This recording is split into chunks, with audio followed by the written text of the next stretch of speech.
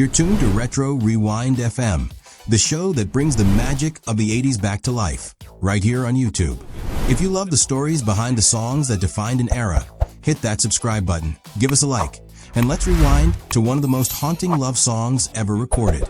With or Without You by U2. It was 1987. The world was loud, full of colors, neon lights, and MTV. But in the middle of all that noise, four Irish musicians created a song that sounded like silence turned into sound. It wasn't flashy. It wasn't fast. It was a whisper that filled the world. Bono wrote With or Without You during a storm, not outside, but inside himself. He was torn between two worlds, the man on stage and the man at home. Fame had made him a symbol, but it also made him feel disconnected from love, family, and faith. The song became his confession. He said it was about being in two places at once, wanting to belong to the world, but also to one person. The track began as a simple idea on a tape recorder, a few chords, a steady rhythm. But it didn't work.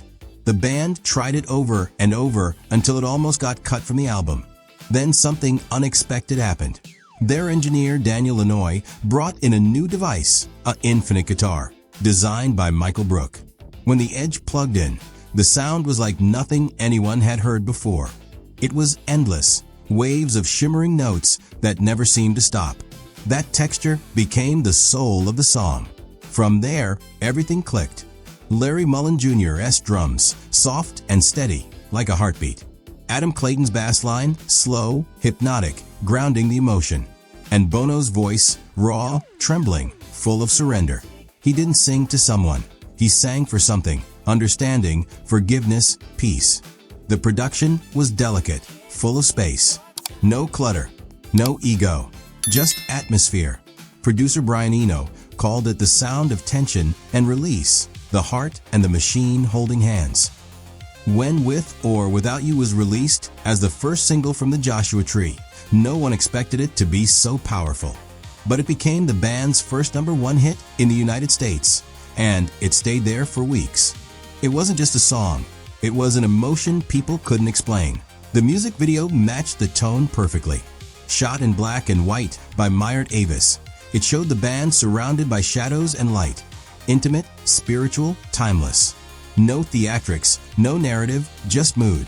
It felt like a dream you didn't want to wake up from. Over time, With or Without You became more than a love song. It became a hymn for anyone who's ever loved and lost, for anyone caught between need and distance. It's the kind of song that doesn't age, it grows with you.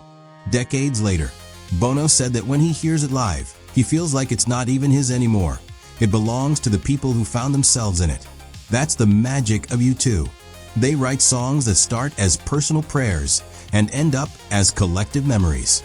Musically, it's deceptively simple, just a few chords looping endlessly. But that's the genius, repetition that feels eternal, like love itself. Fragile, frustrating, infinite. In a decade of big sounds and bigger egos, With or Without You was the opposite. Quiet, honest, and human. It's the moment the 80s took a breath and found its heart. You've been listening to Retro Rewind FM, where every beat tells a story. If this journey back to the 80s touched your soul, hit that subscribe button, give us a like, and tell us in the comments which timeless classic you want us to rewind next. Until next time, keep your lights low, your echoes high, and your heart open.